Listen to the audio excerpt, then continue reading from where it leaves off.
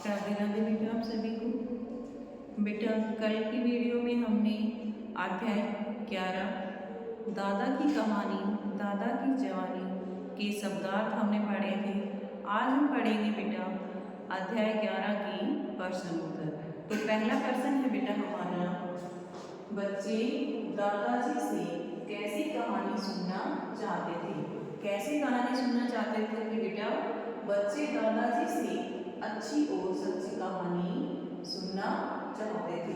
ठीक है बेटा, ये क्वेश्चन हमारा कि बच्चे दादाजी से अच्छी, बेटा जो बच्चे कैसी कहानी सुन रहे थे कि जो हमारे जीवन में हमने देखी हो, अपनी लाइफ में उसको देखा भी हो और सुना भी हो, हमें ऐसी सच्ची कहानी सुनी है जो हमें अच्छी भी लगी।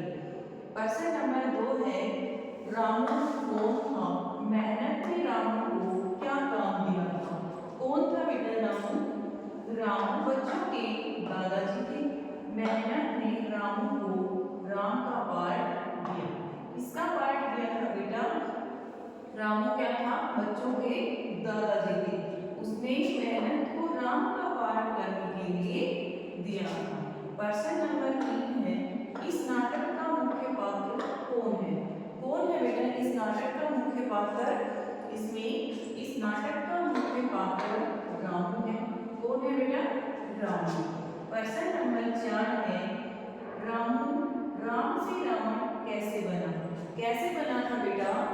रामू नियंत्रण के अभाव में बुरी संगति में पड़कर राम से रावण बन गया। कैसे बन गया बेटा कि राम को है बुरी संगति में रहने से अगर हम भी किसी के साथ ऐसे रहें तो बेटा आपको भी बताती हूँ कि कोई भी कैसी भी संगत हो, हमें लगभग तो ऐसा करना चाहिए कि बुरी संगत के लोग हैं उनके साथ ही हमें उनका साथ ही छोड़ देना चाहिए, नहीं तो धीरे धीरे उसका असर भी हमारे ऊपर पड़ता है। तो हमें बुरी संगति के लोगों के साथ नहीं रहना चाहिए। ऐसे ही रामू के साथ भी ऐसे हुआ था कि रामू नियंत्रण के अभाव में बुरी संगति में पड़कर राम से रावण बन गया था बेटा। प्रश्न नंबर 5 है बेटा हमारा,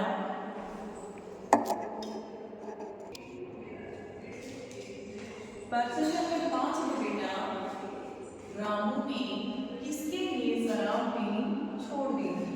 बेटा रामू ने किसके लिए शराब पीनी छोड़ी थी, अपनी माँ के लिए।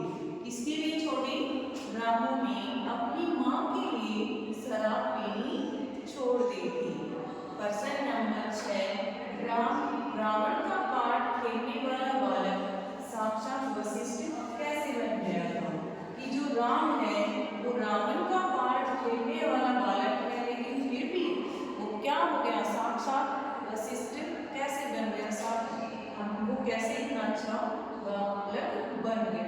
तो रावण का पाठ खेलने वाला बालक अपनी बुराइयों को त्याग कर साक्षात वशिष्ठ बन गया कि उसने अपने सभी बुराइयों को त्याग दिया और एक वो अच्छा बालक बन गया। ठीक है बेटा, देखो इसने अपनी लाइफ में कितना सुधार किया है कि वो एक बुरी संगत में पड़ने के बाद भी उसने अपनी लाइफ को क्या किया, सुधारा है और फिर से वो उसी स्थिति में आ गया है कि वो जिसमें पहले था। वो अपने जीवन में उसने बहुत सी बुराई जो उसके जीवन में थी उनको सभी को त्याग दिया। प्रश्न नंबर 7 है बेटा, नाटक में नाटक से क्या तात्पर्य है। पाठ के आधार पर अपने विचार प्रस्तुत कीजिए। ठीक है बेटा, कि नाटक में नाटक से क्या तात्पर्य है। नाटक में नाटक से तात्पर्य है कि जो घटनाएं रामलीला में जैसे जैसे क्रम से घटती जाती है वही घटनाएं दादाजी के जीवन में भी घटती जाती है। कि जो घटनाएं रामलीला में जैसे जैसे घटती जाती थी वैसे ही दादाजी के जीवन में भी घटी है। और जिस तरह से अंत में बुराई पर अच्छाई की जीत होती है वैसे ही दादाजी के जीवन में भी होता है। कैसे हो कि बेटा कि ये बता रहे हैं इस कहानी में, इस नाटक के माध्यम से हमारे पास जो हमें अंत में मिला है कि इस नाटक से हमें क्या शिक्षा मिलती है।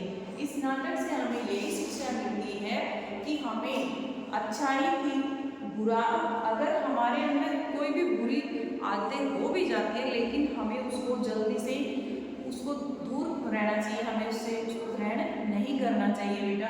इसलिए दादाजी ने भी ऐसा ही किया कि उसके ऊपर उसने बुराई ग्रहण भी कर ली थी, लेकिन फिर भी उसने अपने जीवन को सुधारा और वो अच्छाइयों के मार्ग पर आ पहुंचा।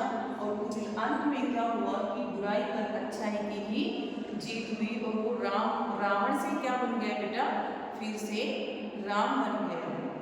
ठीक है बेटा, आप सभी को बेटा ये 7 क्वेश्चन हैं, आपको अच्छे से याद करने हैं पहले, फिर इनको अपनी रफ नोटबुक में राइट करके देखने हैं। ठीक है बेटा, राइटिंग सभी की साफ क्लियर होनी चाहिए, किसी भी प्रकार की कोई अच्छे से आपको बैठ के और इनको सुंदर सुंदर उतारना है बेटा। पहले लर्न करोगे, फिर आपको इनको राइट करना है। ठीक है बेटा, थैंक्स।